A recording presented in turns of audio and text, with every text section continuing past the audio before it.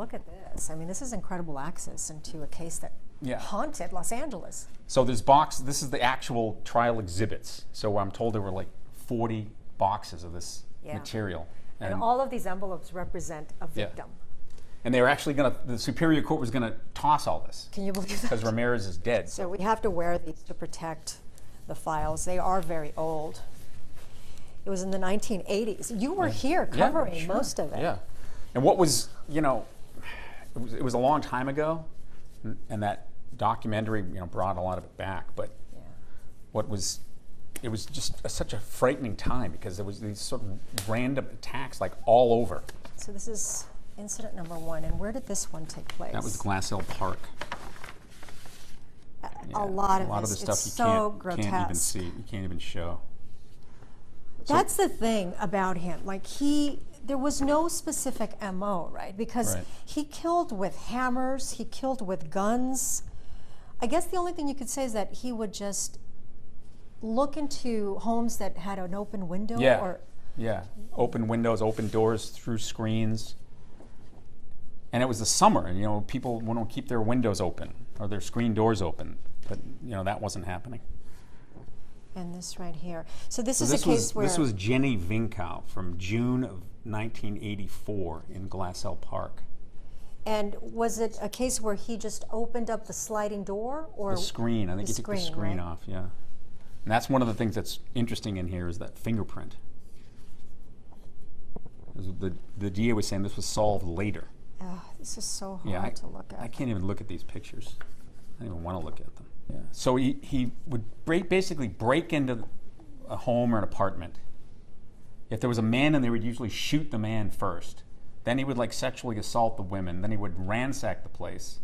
Sometimes he left them for dead. Sometimes they were dead. So this was in June 27th, 1984. Yeah. So he was ultimately convicted for 13 murders. 13 murders. Yeah. And sentenced to death. Died in prison. Nobody shed a tear except maybe the women that somehow became twisted relationships. There were so many crazy women. Did you do a story on those women? No. He ended up marrying one woman. I interviewed her. Yeah. And as I told you before, she was so delusional. She told me that there was no way that he committed these murders, that he was framed. And she believed it. This is the famous hat, the AC/DC hat that he was seen wearing. Yeah. It's so, to handle that thing all this time later is... I know. He was wearing this. It's bizarre, right? That was a key identifying characteristic of him. Everywhere he hit, he just left so much destruction and lives. But the thing that was so frightening about it from the public's point of view, remembering back then, was that it was all so random.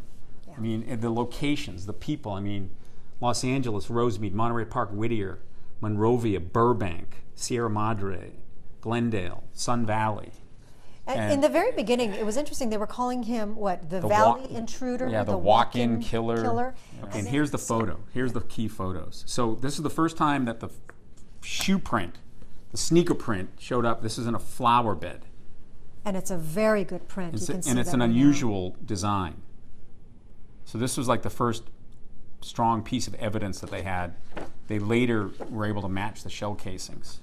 And Detective Gil Carrillo talks a lot about the shoe print because it turned out to be very unique. Only one had been sold in Los Angeles, is that I understand? Well, there were only a handful of these in California, and I guess they literally tracked down the stores that had them. So it was the Avia? The Avia sneaker, which later became controversial when Dianne Feinstein revealed the existence of the evidence. That was mind-blowing, and then right? he tossed them apparently off the Golden Gate Bridge. Yeah, so it's so bizarre because he obviously is twisted and sick, but he's following the news. Of course, he doesn't want to get caught. He wants to continue killing people. But what was interesting is that the cops they knew about the sneaker. They kept it quiet. In fact, a local reporter found out about it, and they asked her to please not reveal the information, and she didn't. But then Feinstein holds a press conference and tells everybody about the shoe print and the shoe style. All right, so this is case number 7, and this one happened in Burbank. Yeah. So this was May of 1985. He handcuffed his victim And these are it. But in this case, the victim survived. Yeah. And she had a son, then 11 years old, that was present during all this. Apparently it was like locked in the closet. I mean, isn't it bizarre to be like seeing this, holding this, thinking about this? I mean, the guy was just such a sick, twisted, evil, you know, SOB. It's like dying in prison was like too good for him, you know?